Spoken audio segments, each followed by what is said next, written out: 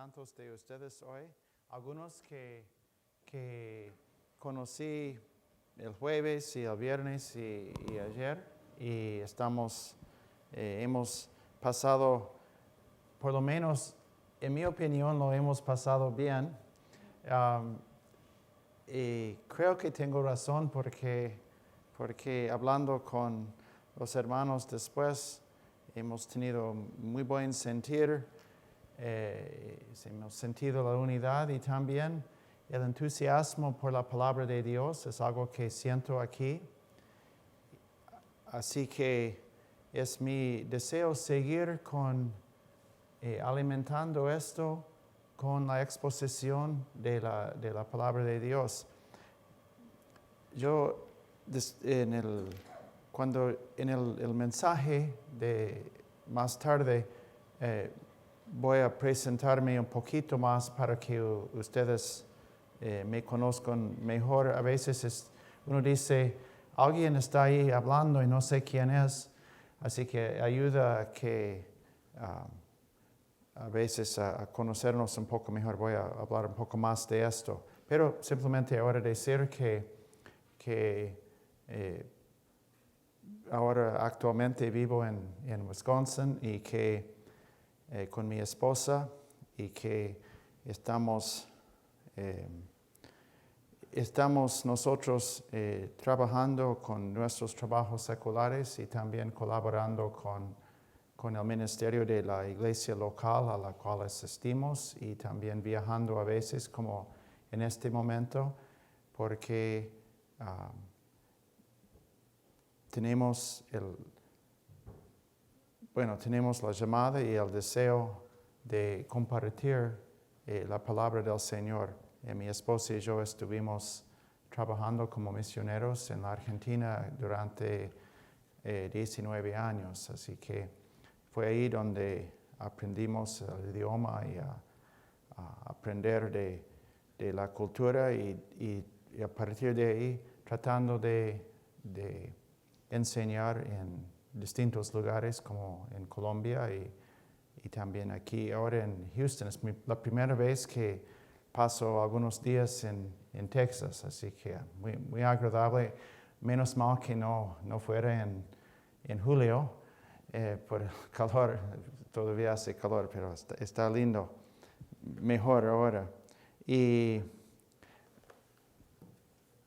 me pidieron compartir en el mensaje de la mañana y también en la escuela bíblica. Cuando me pidieron esto, yo me preguntaba qué iba a enseñar. Y decidí hacer algo que hace juego, que forma parte de lo que nosotros estudiamos en el curso en los últimos 3 días. Y fue acerca de los distintos tipos de literatura en la Biblia que tenemos en la Biblia. Es un solo libro, pero en un solo libro hay poesía, hay historia, hay cartas,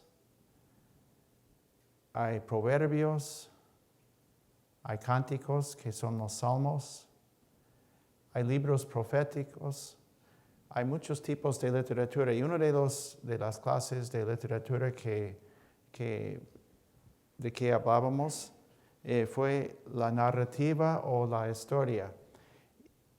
Y la historia, hay una forma de interpretarla que voy a repasar muy, muy rápidamente lo que dije acerca de esta clase de literatura de la historia, porque en la historia bíblica está escrita con un propósito. Y cuando el escritor, hablando del escritor humano, el hombre que escribió Génesis, que fue Moisés, cuando él lo escribió, él dejó pistas en la forma en que escribió, indicando qué es lo que iba a suceder después en su historia y también indicando su propósito. Porque con la historia, con Dios y en su soberanía, las historias siempre llegan a algo. La historia bíblica no es una historia sin propósito. Entonces Dios siempre tiene un propósito. Y nosotros leemos lo que pasa con los seres humanos. ¿Qué hacen ellos? ¿Qué piensan? Y siempre en la historia, si una historia que no tiene una lucha, un conflicto, no es interesante. Entonces, la historia que vamos a ver no es la excepción. Vamos a ver que tiene un conflicto. Hay algo que resolver. Y vemos que la mano de Dios está en la resolución, pero también está en todo lo que sucede antes de resolver esto. En la historia, el escritor pone el escenario, él describe cómo las circunstancias en que comienza a tomar lugar los eventos. Él presenta a los personajes, y también hoy lo vamos a ver, él presenta a los personajes. A veces también el autor cuenta por los hechos, dice, se fue y hizo esto y hizo otra cosa, pero también el narrador cuenta lo que dicen. Y muchas veces lo que ellos dicen entre sí es muy importante para revelar la intención, la dirección a donde el autor quiere llevar la narrativa. Y eso vamos a ver hoy también. Así que hoy vamos a ver la historia de José. ¿Sí? Está en la parte final del libro de Génesis. El libro de Génesis y ocupa muchos capítulos. Y claro, no vamos a tener tiempo de contar toda la historia. Yo he seleccionado una parte de esa historia porque una vez cuando estaba predicando sobre este texto, era una serie de mensajes sobre José en la Argentina. Yo vi cosas que nunca había visto antes de preparar los mensajes. Y voy a compartir una parte de algo que realmente me impactó y me sigue impactando hasta el día de hoy. Así que vamos a comenzar en Génesis 37. Algunas partes voy a leer, otras partes voy a resumir. Pero vamos a comenzar entonces porque necesitamos poner el escenario. Eso es la primera cosa que tenemos que hacer. 37:1. Y comienza hablando de Jacob y sus hijos. Y ya para ese entonces Jacob había tenido los 12 hijos. Pero bueno, ahora comenzamos uno. Habitó Jacob en la tierra donde había morado su padre, en la tierra de Canaán. Esta es la historia de la familia de Jacob. José, siendo de edad de 17 años, apacentaba las ovejas con sus hermanos, y el joven estaba con los hijos de Bilha y con los hijos de Silpa, mujeres de su padre. Y informaba José a su padre la mala fama de ellos. Fíjense que la historia no comienza con el mayor de los hermanos, sino que comienza con el penúltimo, que era José, el hijo a quien Jacob amaba. Entonces, vamos a ver ahora que el enfoque va a estar en José, no en los otros hermanos. Y amaba Israel a José más que a todos sus hijos, porque le había tenido en su vejez, y le hizo una túnica de diversos colores. Y viendo sus hermanos que su padre lo amaba más que a todos sus hermanos, le aborrecían y no podían hablarle pacíficamente. Y soñó José un sueño y le contó a sus hermanos, y ellos llegaron a aborrecerle más todavía. Y él les dijo: oíd ahora este sueño que he soñado. He aquí que atábamos manojos en medio del campo. He aquí que mi manojo se levantaba y estaba derecho, y que vuestros manojos estaban alrededor y se inclinaban al mío. Le respondieron sus hermanos, ¿reinarás tú sobre nosotros o señorearás sobre nosotros? Y le aborrecieron aún más a causa de sus sueños y sus palabras. Soñó aún otro sueño y le contó a sus hermanos diciendo, he aquí que he soñado otro sueño, y he aquí que el sol y la luna y 11 estrellas se inclinaban a mí.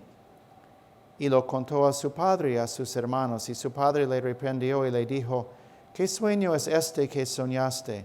¿Acaso vendremos yo y tu madre y tus hermanos a postrarnos en tierra ante ti? Y sus hermanos le tenían envidia, mas su padre meditaba en esto. Se ha puesto el escenario. Un hijo amado, preferido de su padre, cosa que produce mucho malestar en sus hermanos. Hermanos que no se portan bien, y José informa al padre de su mal comportamiento. Entonces, por ser el hijo predilecto, por decir la verdad acerca de sus hermanos, le odian aún más. Y para peor, él les cuenta sus sueños. Y los sueños en que él va, en algún momento, él va a ser quien reina sobre ellos. Entonces, por 3 motivos, ellos lo odian a José. Bueno, voy a resumir un poco ahora. Su padre le envía a traer noticias de sus hermanos porque como eran ellos, tenían sus ovejas y su ganado, y ellos se habían ido a un lugar más lejos. O sea, no era posible tomar una caminata y llegar a ver. Entonces, el padre de Jacob le envió a ver a sus hermanos. Y vamos ahora en verso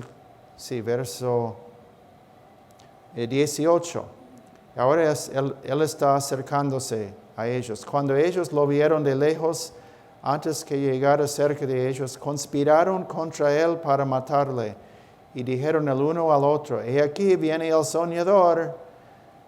Ahora pues, venid y matémosle y echémosle en una cisterna y diremos, alguna mala bestia lo devoró y veremos qué será de sus sueños. Están tramando matarlo. Pero Rubén, 21, oyó esto, lo libró de sus manos y dijo, no lo matemos. Y les dijo Rubén, no derraméis sangre, echadlo en esta cisterna que está en el desierto y no pongáis manos en él, por librarlo así de sus manos para hacerlo volver a su padre. Entonces, vemos ahora que Rubén no está de acuerdo con ellos. Y él, siendo que él es uno y ellos son muchos, él ve que él no puede prevalecer de golpe. Entonces, él va como comprando tiempo, ganando tiempo. Y dice, bueno, no, los echamos ahí. Y el deseo de Rubén es, de alguna manera, salvarle a José. Bueno, sigamos. Verso 25, se sentaron a comer pan y alzando los ojos miraron y aquí una compañía de ismaelitas que venían de Galaad y sus camellos traían aromas, bálsamo y mirra e iban a llevarlo a Egipto.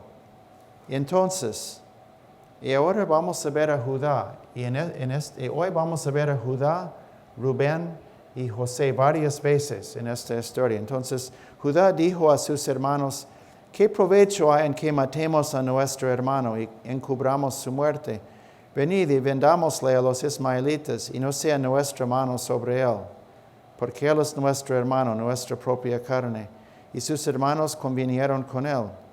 Y cuando pasaban, los madianitas mercaderes sacaron ellos a José de la cisterna y le trajeron arriba y le vendieron a los ismaelitas por 20 piezas de plata. Y llevaron a José a Egipto. Así que Judá pensaba mejor, ¿para qué matarlo cuando podemos venderlo? No sé cuál es mejor, ser homicidio o vender a su hermano. Pero se ve el carácter de Judá en ese momento, muy mercenario. Por lo menos vamos a sacar algo de ganancia. Después, Rubén volvió a la cisterna y no halló a José dentro y rasgó sus vestidos. Y volvió a sus hermanos y dijo, el joven no parece, y yo, ¿a dónde iré yo? Entonces uno ve la desesperación de Rubén, que su idea no prosperó. Y ellos entonces matan una cabra y tiñeron la túnica de José y regresan a su padre y lo muestran esto. Y uno ve entonces el congojo de Jacob, dice verso 34, Jacob rasgó sus vestidos y puso cilicio sobre sus lomos y guardó luto por su hijo muchos días. Y verso 36, y los madianitas lo vendieron en Egipto a Potifar, oficial de Faraón, capitán de la guardia. Hay algo curioso que sucede ahora, que verso 36 lógicamente tendría que ir para el capítulo 39:1, porque verso 36, él es vendido a Potifar, un oficial de Egipto. Luego 39:1 dice, llevado pues José a Egipto, Potifar, oficial de Faraón, capitán de la guardia. O sea, ahí viene la historia de José, Potifar y la esposa de Potifar, que vamos a ver un poco después. Ahora, pero Moisés no puso el capítulo 39 inmediatamente después del 37. En vez de hacer esto que a nosotros nos parecería lógico, ¿qué es lo que hace Moisés? Él pone otra historia en el medio. Y quiero sugerirles que lo hace intencionalmente. Eso no es accidente, no es por casualidad.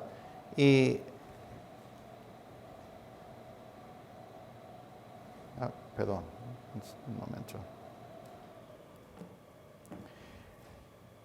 Y el 38, que es largo y por el tiempo tampoco voy a leer todo el capítulo, pero él comienza con la muerte de 2 de los hijos de Judá.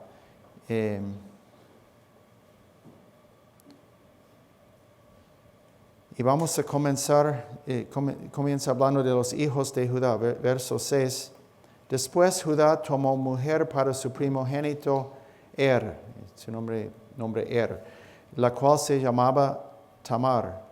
Y el primogénito de Judá fue malo ante los ojos de Jehová, y le quitó Jehová la vida. Y como era la costumbre entonces, que si murió el esposo sin que la viuda hubiera tenido hijos, el hijo siguiente se casaría con la viuda. Y bueno, eso fue el caso.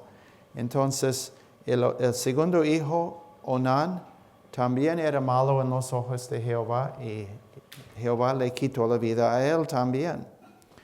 Le quedó a Judá entonces un hijo menor, pero todavía no estaba en edad para casarse. Así que ahora leemos en verso 11. Judá dijo a Tamar su nuera, quédate viuda en casa de tu padre hasta que crezca Sela, mi hijo, porque dijo, no sea que muera él también como sus hermanos. Y se fue Tamar y estuvo en casa de su padre. Bueno, después muere la esposa de Judá. Y Judá se viste de prostituta, y dice en el versículo 14, entonces se quitó ella los vestidos de su viudez y se cubrió con un velo y se arrebozó y se puso a la entrada de Enaim bueno, es todo referencias geográficas. Porque, y eso es importante, porque ella veía que había crecido Sela y ella no era dada a él por mujer. Entonces, Judá no había cumplido con su promesa. Y la vio Judá y la tuvo por ramera porque ella había cubierto su rostro. Entonces, él le conoce sexualmente como prostituta y ella toma una prenda de él. ¿Y cuál es la prenda? Porque él no paga entre comillas, el servicio. Entonces deja una prenda y el prenda dice en el versículo 18, tu sello, tu cordón y tu báculo. Y se los dio y se llegó a ella y ella concibió de él. Entonces, cuando Judá se entera de que su nuera está embarazada, él ya se pone, se hace el hombre justo. Y dice, bueno, vamos a sacarla afuera para quemar, ¿qué quiere decir quemarla? A ver, ¿dónde dice? Sí, verso 24. Y Judá dijo, sacadla y sea quemada. Pero ella, cuando la sacaban, envió a decir a su suegro, del varón cuyas son estas cosas, estoy encinta. También dijo, mira ahora de quién son estas cosas, el sello, el cordón y el báculo. Entonces Judá los reconoció y dijo, más justa es ella que yo, por cuanto no la he dado a Sela, mi hijo, y nunca más la conoció. Entonces tenemos Moisés está pintando un cuadro de Judá. Judá que vende a su hermano. Judá que no sabe criar a sus hijos son malos. Judá también no es un hombre de bien. Pero por lo menos en ese momento él reconoce su error. Pero la razón por la cual Moisés puso capítulo 38 donde está es para hacer el contraste, porque en el capítulo 39 tenemos a José puesto en una situación de tentación por la esposa de Potifar. Y eso simplemente voy a resumir, que Potifar le había encargado a José ser el mayordomo de toda su casa. Y como José trabajaba solo muchas veces siendo mayordomo, la mujer de Potifar, echó ojo a él y trató de tentarlo a conocerle a ella carnalmente y él siempre rehusó. Finalmente llega el momento en que ella puede agarrar parte de su ropa, le muestra su esposo y él enojado crea a su esposa y echa a José en la cárcel. Pero ahí vemos la diferencia entre a la respuesta a la tentación y la obediencia a Dios, un contraste entre Judá y José. Y creo que Moisés puso los capítulos intencionalmente para subrayar la diferencia en carácter entre los dos. Luego vienen dos capítulos muy interesantes, pero no son tan importantes para lo que vamos a ver después, porque yo quiero llegar a otros capítulos más adelante. Y en capítulo 40 y 41, José estando en la cárcel, uno ve que él es un buen número 2, porque siempre Dios lo pone a José en el segundo lugar. Era el mayordomo de Potifar, el carcelero. Ahora el carcelero ve sus habilidades y su integridad y lo pone a cargo del cárcel. Entonces, otra vez, segundo en mando. Y por una serie de circunstancias en torno a la interpretación de sueños de dos hombres, y los sueños se cumplen, pero el copero cuyo sueño fue favorable, se le olvide a José hasta el momento en que, otra vez, otro sueño, hasta el momento en que Faraón sueña un sueño muy, muy feo y algo que le produce mucho malestar y busca a alguien quien lo interprete. Y el copero entonces se acuerda de José. José interpreta el sueño y le da un consejo a Faraón. Y Faraón toma el consejo de José, y no solo esto, sino que otra vez José es promovido a ser el número 2 en el reino. Entonces él viene a ser el segundo en mando en Egipto. Uno ve algo de un plan de Dios en esto, ¿no? Siempre está ocupando el mismo lugar José, pero es siempre dentro del plan de Dios. Y ahora llegamos a la parte donde que yo quería resaltar, que el sueño que Dios le había dado a Faraón tenía que ver con una hambre que se iba a extender primero 7 años de prosperidad, de abundancia, y después 7 años de hambruna. Y llega a cumplirse el sueño, tanto la abundancia, y ellos guardan, tienen grandes depósitos de comida, pero viene también el tiempo de hambre. Y ese hambre no solo afecta a Egipto, sino también afecta a las regiones vecinas, inclusive lo que hoy día es Israel. Entonces, Jacob, habiendo escuchado que había alimentos en Egipto, dice a ellos que deben de estar viajando a Egipto a buscarlos. Entonces, ahora estamos en el capítulo 42. Vamos 3, verso 3, 42, 3. Y descendieron los 10 hermanos de José a comprar trigo en Egipto. Mas Jacob no envió a Benjamín, hermano de José, con sus hermanos, porque dijo, no sea que le acontezca algún desastre. Entonces ellos van y llegan. Vinieron los hijos de Israel a comprar entre los que venían, porque había hambre en la tierra de Canaán. Y José era el señor de la tierra, quien le vendía a todo el pueblo de la tierra.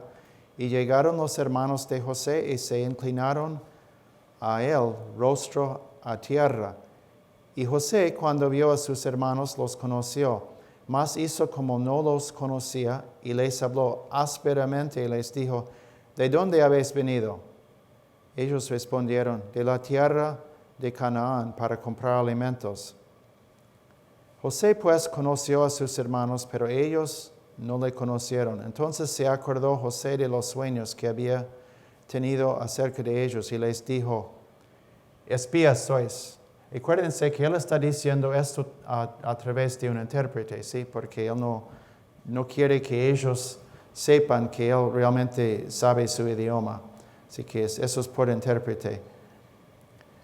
Por verlo descubierto del país habéis venido. Uno ve que ahora él está jugando con ellos, pero yo diría con un propósito santo. Eso se va a ver después. Pero ellos le respondieron, no, Señor nuestro, sino que tus siervos han venido a comprar alimentos. Todos nosotros somos hijos de un varón, somos hombres honrados. Tus siervos nunca fueron espías. Pero José les dijo, no, para verlo descubierto del país habéis venido. Y ellos respondieron, tus siervos somos 12 hermanos, hijos de un varón de la tierra de Canaán. Y he aquí el menor está hoy con nuestro padre, y otro no parece. Había parecido, solo que no sabían, ¿sí? Otro no parece, sí. Y José entonces les pone a prueba. Dice, en eso yo les he dicho afirmando que sois espías. En esto seréis probados. Vive Faraón que no saldréis de aquí, sino cuando vuestro hermano menor viniere aquí. Enviado uno de vosotros y traiga a vuestro hermano, y vosotros quedad presos, y vuestras palabras serán probadas. Entonces él pone a todos en la cárcel por 3 días. Y luego los saca a todos menos a Simeón. Pero bueno, vamos a ver lo que dice ellos entre sí en el versículo 21. Decían el uno al otro, verdaderamente hemos pecado contra nuestro hermano, pues vimos la angustia de su alma cuando nos rogaba y no le escuchábamos. Por eso ha venido sobre nosotros esta angustia. Entonces Rubén les respondió diciendo, ¿no os hablé yo y dije, no pequéis contra el joven y no escuchasteis? He aquí también se nos demanda su sangre. Pero ellos no sabían que los entendía José porque había intérprete entre ellos. Y se apartó José de ellos y lloró. Después volvió a ellos y les habló y tomó de entre ellos a Simeón y lo aprisionó a vista de ellos. Acuérdense lo que dije acerca de cuando el autor hace que la gente hable. Eso es algo muy importante en la historia. Entonces ahora ellos hablan y uno ve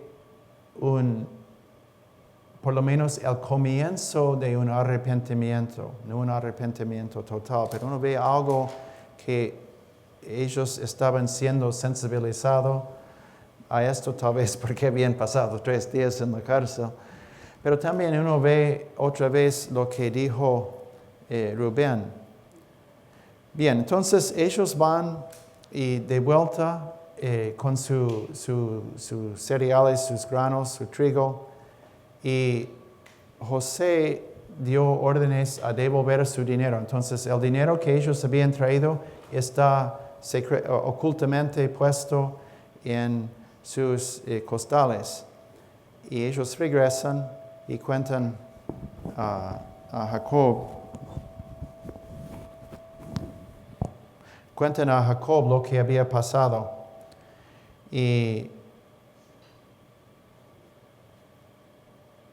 le cuentan a él también que el hombre le había requerido que Benjamín vuelva con ellos. Y por supuesto, Jacob se pone muy mal, muy triste al escuchar esto. Verso 36, su padre Jacob les dijo, me habéis privado de mis hijos. José no parece, ni Simeón tampoco, y a Benjamín le llevaréis. Contra mí son todas estas cosas. Y Rubén habló a su padre diciendo, harás morir a mis 2 hijos si yo no te lo devuelvo. Entrégalo en mi mano, que yo lo devolveré a ti. Y él dijo, no descenderá mi hijo con vosotros, pues su hermano ha muerto, y él solo ha quedado. Y si le aconteciere algún desastre en el camino por donde vais, haréis descender mis canas con dolor al Seol. Entonces Rubén otra vez trata de hacer algo, pero vamos a ver en un momento que hay un contraste entre Rubén y Judá. Así que, pero Rubén ofrece que él puede matar a sus 2 hijos. Pero no sé si esto es tan generoso. Pero sería doloroso, sí. Pero vamos a ver después lo que dice Judá. Entonces, en el capítulo 43 sigue el tiempo de hambre. Se acaba los alimentos. ¿A dónde pueden ir? Egipto. Las condiciones de volver a Egipto, llevar a Benjamín. O no se va a hacer ningún tipo de negocio. Entonces, en ese momento, vamos a comenzar en el 43:6. Dijo entonces Israel, ¿por qué me hicisteis tanto mal, declarando al varón que teníais otro hermano? Y ellos respondieron, aquel varón nos preguntó expresamente por nosotros y por nuestra familia, diciendo, ¿Vive aún vuestro padre? ¿Tenéis otro hermano? Y le declaramos conforme a estas palabras. ¿Acaso podíamos saber que él nos diría, haced venir a vuestro hermano? Entonces Judá dijo a Israel su padre, envía al joven conmigo, y nos levantaremos y iremos, a fin de que vivamos y no muramos nosotros, y tú y nuestros niños. Yo te respondo por él, a mí me pedirás cuenta. Si yo no te lo vuelvo a traer y si no lo pongo delante de ti, seré para ti el culpable para siempre. Entonces ahora vemos un cambio en la actitud de Judá, que él pone a sí mismo como garantía.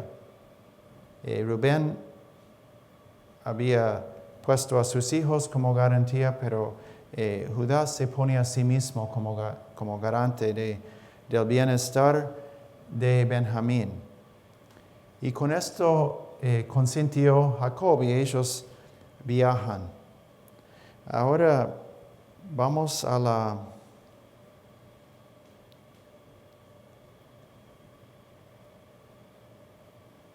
Entonces vamos a seguir en el verso 15.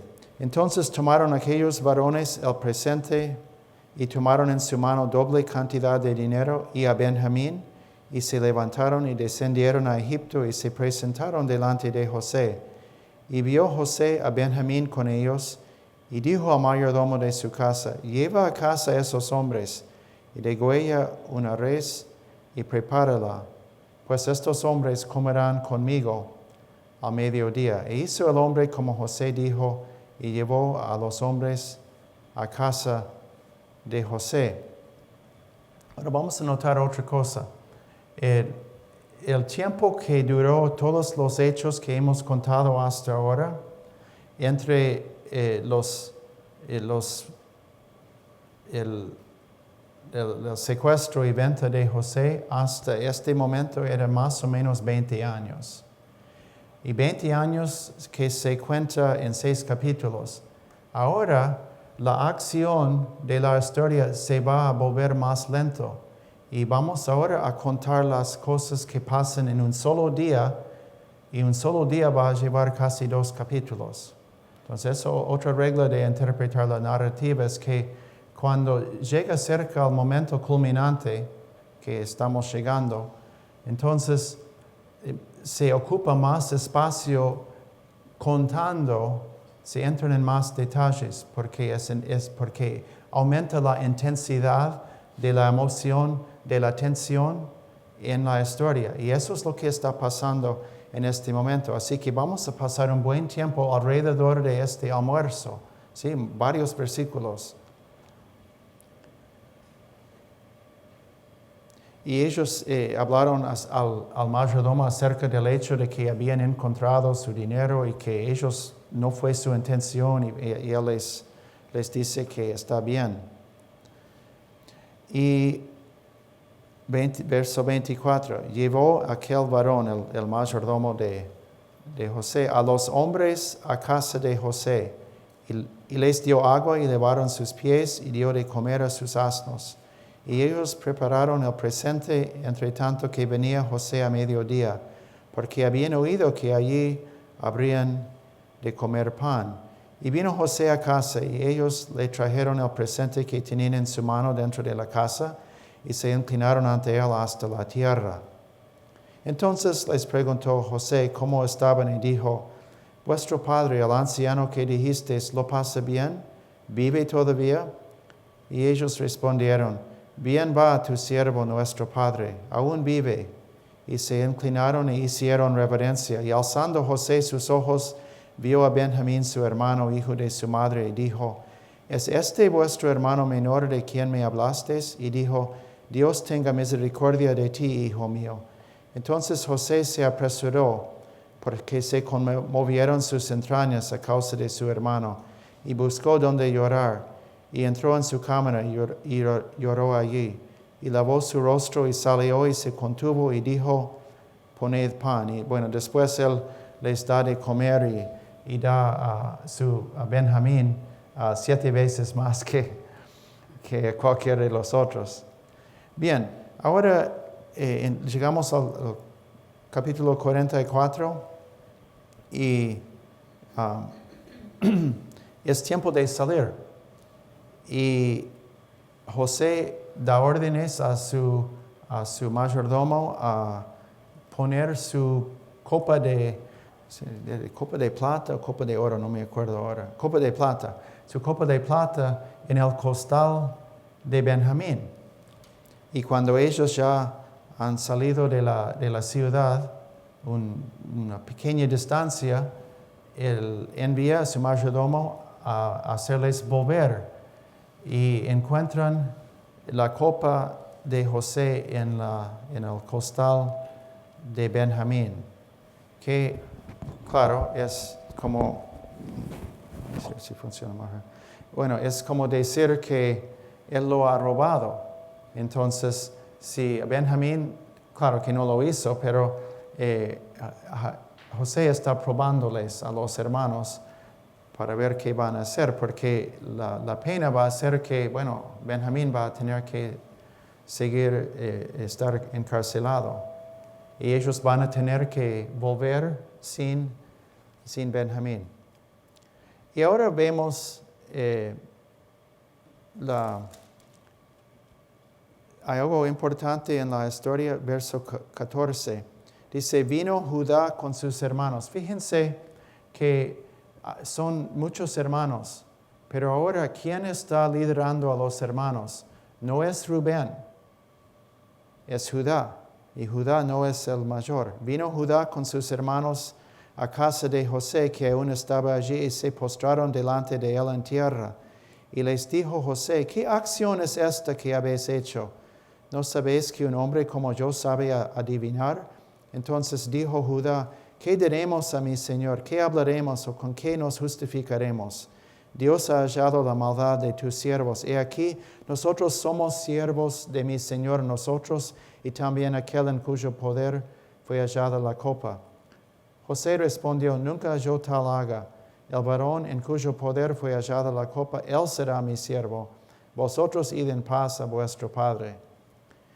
Y ahora llegamos a una parte muy conmovedora, porque ahora Judá aparte de sus hermanos, él se pone a frente solo. Entonces Judá se acercó a él y dijo, ay, Señor mío, te ruego que permitas que hable tu siervo una palabra en oídos de mi Señor, y no se encienda tu enojo contra tu siervo, pues tú eres como Faraón. Y después vamos a leer y vamos a ver que la actitud de Judá ha cambiado hacia su padre, hacia su hermano, hacia su pasado.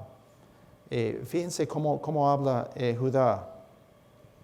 Y nosotros respondimos a mi Señor, tenemos un padre anciano y un hermano joven, pequeño aún, que le nació en su vejez, y un hermano suyo murió, y él solo quedó de los hijos de su madre, y su padre lo ama.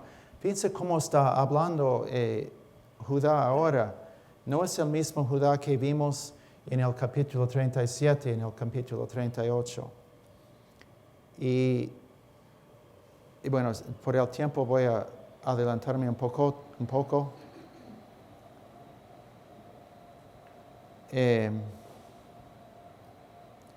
Verso 26, y nosotros respondimos, verso 27, entonces tu siervo mi padre nos dijo, vosotros sabéis que 2 hijos me dio a luz mi mujer, y el uno salió de mi presencia, y pienso de cierto que fue despedazado, y hasta ahora no lo he visto.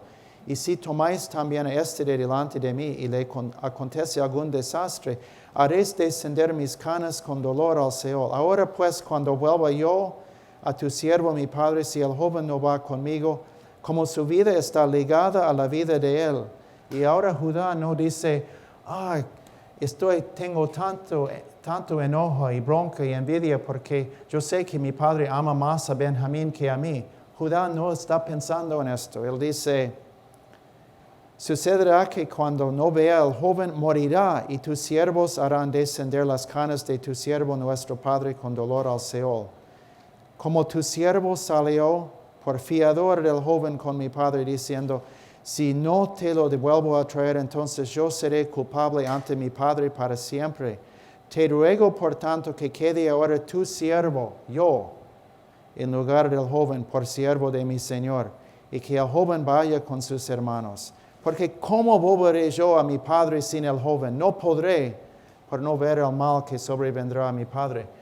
¿Qué obra que estaba haciendo Dios en la vida de Judá a lo largo de los años? Que él está dispuesto a pasar el resto de su vida en la cárcel para que su hermano se libere. Y claro, José no pudo más. Y entonces se produce en el 45:1, no podía ya José contenerse delante de todos. Y es ahí donde él se da a conocer a sus hermanos. Y se produce el reencuentro y la reconciliación.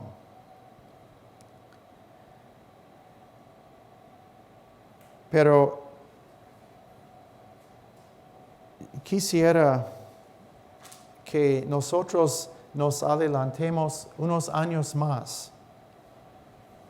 Fíjense, acuérdense que yo dije que en este texto hay muchas cosas en esta historia, pero yo estoy deliberadamente eligiendo los textos que resaltan la comparación y el desarrollo en el carácter de Rubén, de José y de Judá. Y ahora vamos al final del libro.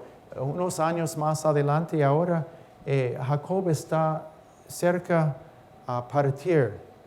Y como patriarca de su familia, él está pronunciando una bendición. Y ahora vemos cómo lo que vemos desarrollando en esa historia se viene también cumpliéndose y profetizándose Jacob en su bendición, lo que iba a pasar. Pero ya vemos, habiendo visto lo que hemos visto hasta este momento, que Dios ya venía obrando esto. Entonces, Génesis 49, llamó Jacob a sus hijos y dijo, juntaos y os declararé lo que os ha de acontecer en los días venideros. Juntaos y oíd, hijos de Jacob, y escuchad a vuestro padre Israel. Rubén, tú eres mi primogénito, mi fortaleza y el principio de mi vigor, principal en dignidad, principal en poder. Impetuoso como las aguas no serás el principal, por cuanto subiste al lecho de tu padre, entonces te envileciste subiendo a mi estrado. Entonces, Rubén, el primogénito que tendría que tener los derechos y los privilegios del primer varón nacido al padre, pero ahora Jacob con esas palabras está quitándole ese lugar. No vamos a leer sobre todos los hermanos, no vendría al caso. Pero ahora vamos a ver a Judá, verso 8. Judá, te alabarán tus hermanos, tu mano en la cerviz de tus enemigos. Los hijos de tu padre se inclinarán a ti. Cachorro de león, Judá, de la presa subiste, hijo mío. Se encorvó, se echó como león, así como león viejo. ¿Quién lo despertará? No será quitado el cetro de Judá, ni el legislador de entre sus pies, hasta que venga Silo, y él se congregarán los pueblos. Atando a la vid, ahora viene un lenguaje muy rico en imágenes agrícolas de la abundancia de la cosecha. Él está pronunciando una bendición fuertísima sobre Judá. Entonces, verso 11, atando a la vid su pollino y a la cepa el hijo de su asna, lavó en el vino su vestido y en la sangre de uvas su manto. Sus ojos rojos del vino y sus dientes blancos de la leche. Y tenemos ahí como una doble profecía en que vemos la riqueza, la abundancia con que Dios va a bendecir a Judá, pero también con tantas referencias al vino, al rojo. Tenemos también un anticipo profético, por lo menos es mi opinión, un anticipo profético de lo que iba a ser la obra de Jesús. Y por final tenemos la bendición de Dios sobre José.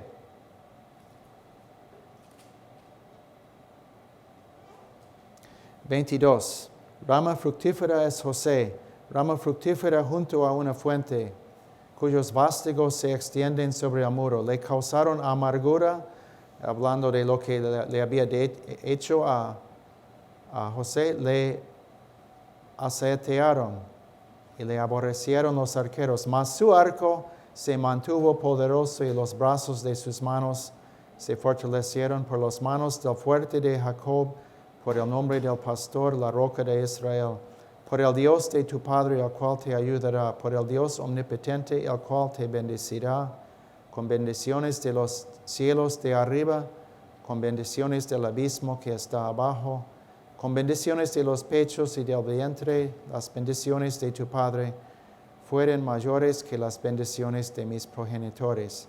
Hasta el término de los collados eternos serán la cabeza de José y sobre la frente del que fue apartado de entre sus hermanos.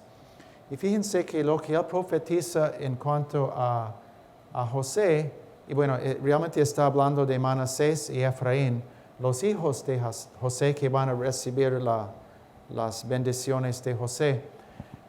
Uno ve una potencia militar, uno ve una prosperidad, y así fue en la historia de Israel, que Efraín y Manasés eran muy fuertes como ejércitos, pero también muy prosperados. Pero fue a Judá, que no era el primogénito y no era el bonito. Era tal vez el más malo de entre los hermanos. No sé si fue el más malo, pero era malo. Y uno ve la mano de Dios y después la profecía de que Judá va a ser quien manda, va a ser quien reina o un descendiente de él. Así que cuando nosotros leemos en Génesis 50 ese famoso texto donde José explica su confianza de que Dios es quien había hecho todo el bien con todo lo malo que le habían hecho sus hermanos. Dice en Génesis 50:20, vosotros pensasteis mal contra mí, mas Dios lo encaminó a bien para hacer lo que vemos hoy, para mantener en vida a mucho pueblo. Y hay muchas cosas más que yo no les conté cuando nos tocó predicar esto hace varios años. Hay tanta riqueza. Eso es solo una parte, pero ahí aprendemos de la gracia de Dios, aprendemos de Dios obrando soberanamente para llevar a Judá a un lugar a reconocer su pecado y a estar dispuesto a dar su vida, persona que años antes estaba dispuesto a vender a su hermano. Y vemos como todo esto fue bajo la soberanía, la mano soberana de Dios. Y sacando un par de conclusiones de esto, uno es sobre la historia de la redención. En esta cosa vemos la mano mala del hombre siendo usado para Dios para hacer avanzar su plan de redención, no solo de Judá, no solo de Israel, sino de toda la humanidad. Claro, ellos no sabían todo esto, pero nosotros lo podemos ver, nosotros lo sabemos, que esto fue parte de su plan. Y también vemos una lección viviente de la gracia de Dios, en obrar en un hombre que nosotros diríamos que era un hombre malo, pero vemos la mano de Dios, la gracia de Dios en él. Y eso también para nosotros. Si yo no soy públicamente tan malo como Judá, en privado así lo soy. Y así como creo que todos debemos de decir, yo he hecho lo malo delante de los ojos de Dios y no merezco nada de su gracia, pero ahí vemos la mano de Dios obrando. Lo puedo aplicar personalmente y podemos también aplicar, pasaron muchos años, ¿no? Y ustedes que están orando por parientes y amigos, yo sé que lo están haciendo. Y pasan los años y uno dice, ¿puede Dios? ¿Debo seguir orando? Tal vez Dios nunca va a cambiar a esa persona. Pero nosotros no debemos de tomar esa decisión. Nosotros seguimos orando porque es Dios quien hace la obra. Y no vamos a desesperarnos porque pasan los años.